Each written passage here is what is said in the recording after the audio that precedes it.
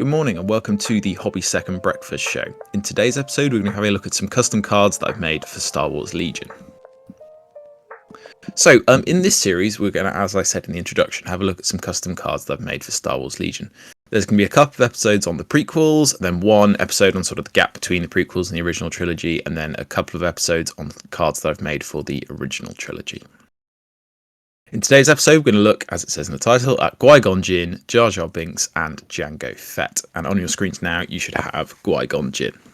He has Ataru Mastery, and this was his lightsaber form. The only other character in the game who has this is Yoda, and I think Ataru Mastery is a really tricky one to balance because you can perform up to 2 attack actions per turn. So there are a few iterations I ran through with Qui-Gon. It should be noted he should have Impact 2 and Pierce 2 on his lightsaber. I did forget to put those in, I apologise for that, but he should have Impact 2 and Pierce 2 on his lightsaber. He has 6 black dice, so this is roughly similar, I think a bit lower powered than Yoda's 4 red dice with Surge to Crit, but still very good. And he would definitely be able to put out some damage with that Surge to Hit as well if you were using him in close combat. He also has the standard Jedi fare, so he has Immune, Pierce, and Master of the Force 1. I didn't give him Charge of Relentless or anything like that. I didn't feel he really merited it, and definitely at the time he was shown in the films, he was maybe a little bit slower and didn't have that sort of charge, or it didn't merit getting either of those abilities. 6 health with 3 courage is pretty standard for a Jedi, and as I said earlier, he gets that Surge to Hit and Speed 2. Not sure if he should be a commander or an operative. I think actually, arguably, given that he never really commanded like any armies or anything like that we were shown in the films, he should maybe be an operative. But I think that's, kind of one that's a bit subjective.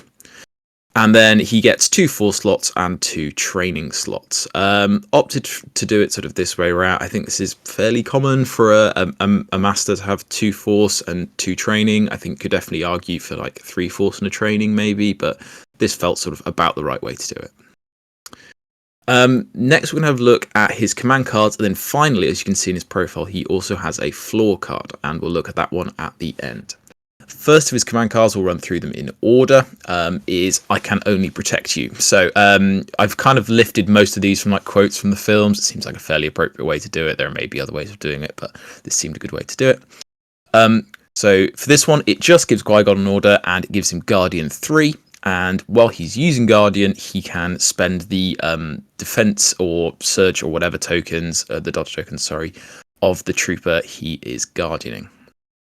This wouldn't enable him to activate Deflect if he spent a dodge token, so it wouldn't become like Cerisi Mastery, but it would enable him, if he Guardian 3 away, he could then use that dodge token to get rid of the one that hits, but he couldn't activate Deflect.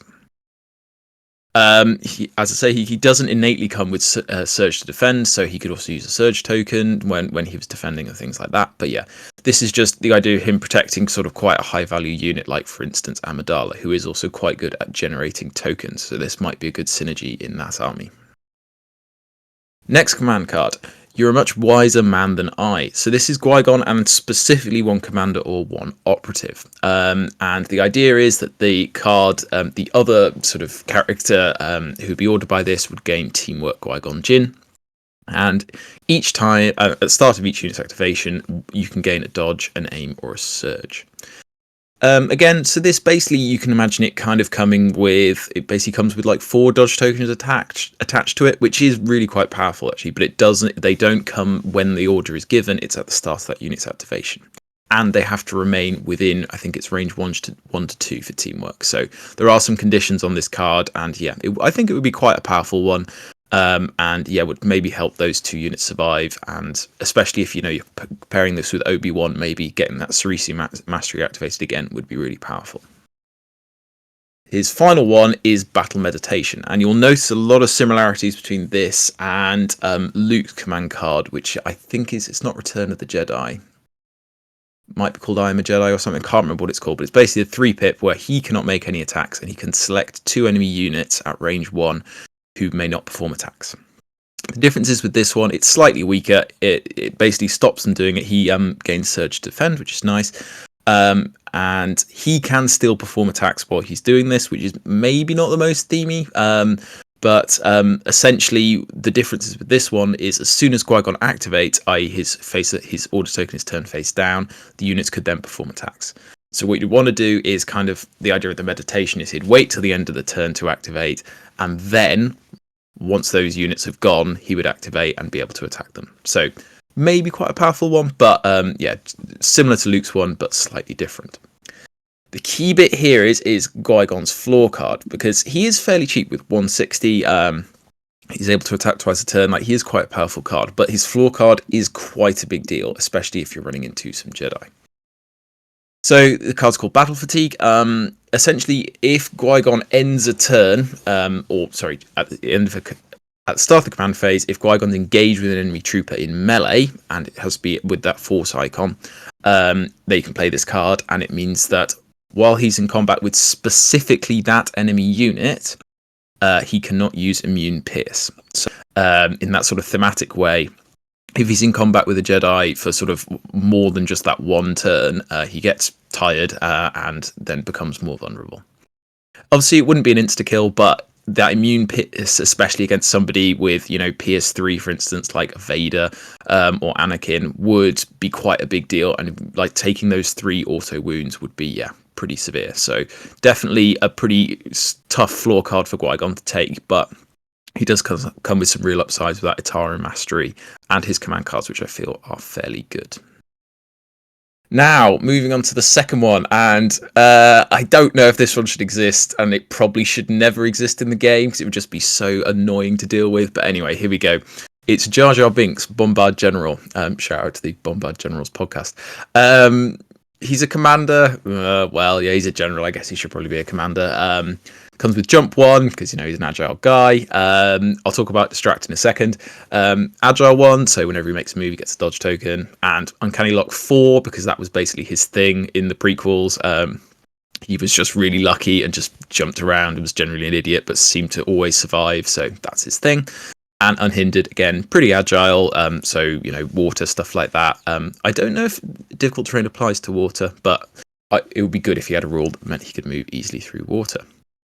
5 health, which I feel is pretty fair. Courage 2, because he's not particularly brave, but, slightly braver than Courage 1. And he comes with Surge to defend, no Surge to hit, and Speed 2.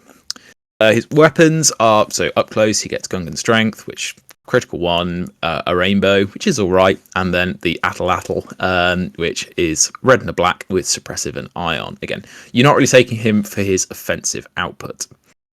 What you probably would take him for, though, and this is why I'm not sure he should ever exist in the game, is Distract, which, as far as I'm aware, only exists on C-3PO outside of this. So what this allows you to do is you can pick an enemy trooper, not an enemy unit, but an enemy trooper at range 1 to 2 and in line of sight, and it basically, if they're attacking this turn, they have to attack you. What this would allow you to do, because Jar Jar's a pretty defensible character, Uncanny Luck 4, basically if you're re-rolling a white surging defense die, it ends up being marginally better than just a flat red dice. So he basically has something that's slightly better than normal red dice defend if he's defending against a lot of attacks. And with that Agile 1, originally he actually had Nimble, but I took that out because I thought it would just be completely obnoxious. But basically, if you are able to activate before your opponent's big character, I don't know, Palpatine or Vader or whoever, they can only attack you. And if you're in cover, and say if you've moved twice, you would have 2 dodge tokens, and you would have that Uncanny Luck 4 to help you re-roll those defense die. Because Distract is a free action, so you could go move, distract. Might be more balanced if it required an entire action to do, so not a free action. Maybe that would be something you could change if you, for whatever reason, wanted to put this into the game. Again, the 70 points, I don't really know. This type of thing would take a lot of balancing. It might be he's completely useless because he doesn't really do much offensively, but I could definitely see that defensive thing being very, very powerful. Moving to his command cards, his 1 pip is literally called Dumb Luck. This allows him to perform his free action of Distract twice. And when he does that, the enemy trooper gains 1 suppression and Jar Jar gains a dodge. So hypothetically, you could do move twice to get 2 dodge tokens, do this twice, so hand out 2 suppression and gain 2 additional dodge tokens, and that would then sort of give you a really defensive position if you were in cover. That would mean you were very hard to kill if you were being shot at by your sort of opponent's main sort of big hero. So quite a niche one, but I think possibly very powerful in the right situation. Moving over, I'm not sure I'm going to say the quotes, but yeah, okay. We still got a grand army. It's Jar Jar Binks and one trooper. Again, similar. So when a trooper is ordered by this card, it gets a dodge token, and Jar Jar can then do an attack with a rainbow at hits every unit in range 1, and it's melee up to range 1, ion to critical 2. So this is basically him. I think there's the scene.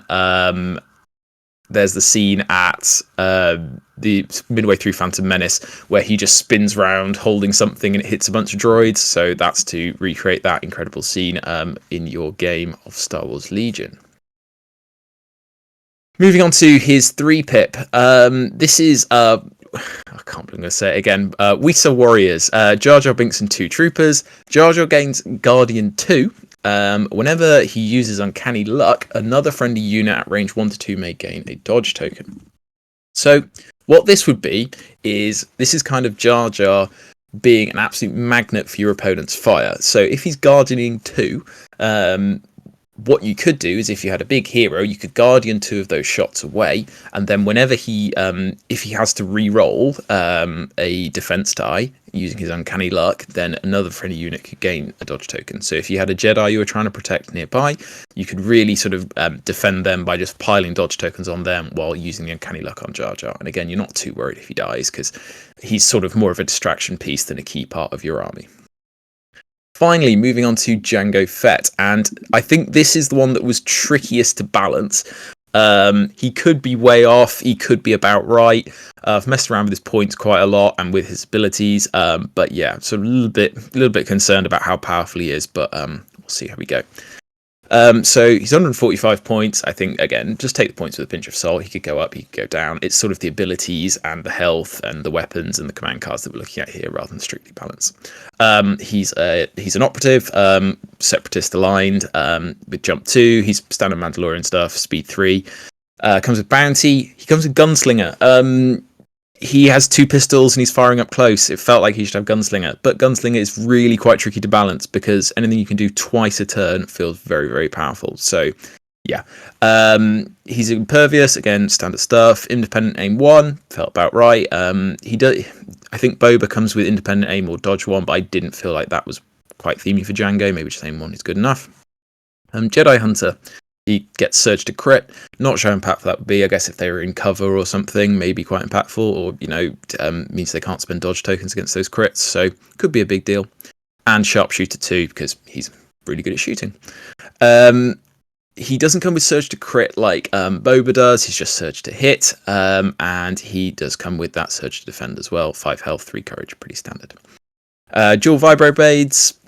4 black, Pierce 1, feels about right, and his pistol, originally it had 3 red, and I realised that was really, really good, although it does make me realise that Rex has 3 red, with Gunslinger as well, so I'm not really sure, but this does have a bunch of extra keywords as well, to be fair, so versatile, Pierce 1 and critical 1, so you're going to be churning out sort of 4 red, 2 black with probably an aim token, and versatile, pierce, all that good stuff on it as well. So he's very, very dangerous. He does have to be at range 2, so he's not quite got that same flexibility that Boba Fett does, in that he can, like Boba can kind of hang out a bit longer range if he wants to. But yeah, at that close range, he's going to be pretty lethal, and is going to be cutting through cover and things like that. So putting out a lot of sort of nice wounds every turn. Standard amount of equipment and training slots, feels very similar to most other bounty hunters in that regard. I think it's actually the same as Boba Fett, so yeah, that's the idea. You're also going to notice some similarities with Boba Fett in his command cards. Whipcord Launcher, this is an exact copy-paste from Boba's. I think it's a really good command card for Boba. It feels very appropriate for Jango here as well, gives him a way to deal with Jedi. So yeah, just copied that one across. Should be fairly balanced. No changes there. His 2-pip though is slightly different. Again, very similar to Boba's Z6 jetpack missile. I've just changed it slightly so that rather than having to do it as an attack action itself, Jango can sort of perform a free attack at the end of his activation, range 3 to 4 with blast, suppressive, and impact 1. It's just a slightly different approach. I don't know if it's necessarily better or worse than Boba's command card, but yeah, just slightly different. And finally, This is the one that's most complicated. Will probably take most explaining. That iconic scene at the start of Attack of the Clones where he gives the changelings some poisonous worms because they need to be more subtle. Put that on Jango Fett. And it's unfortunately not slagging off Tabletop Admirals thing at all here, because I think it's an absolutely incredible resource, and I will put a link in the description below, because I think everybody who's into Star Wars Legion, if you want to make any kind of custom stuff, I think it does an incredible job of putting all that together. But I couldn't find a way to put bold text or the line across that it normally has with like divulge cards and things like that. So this one's maybe not as clear as it could be, but I'll explain it all the same. So it's a 3-pip, and it only orders Jango Fett.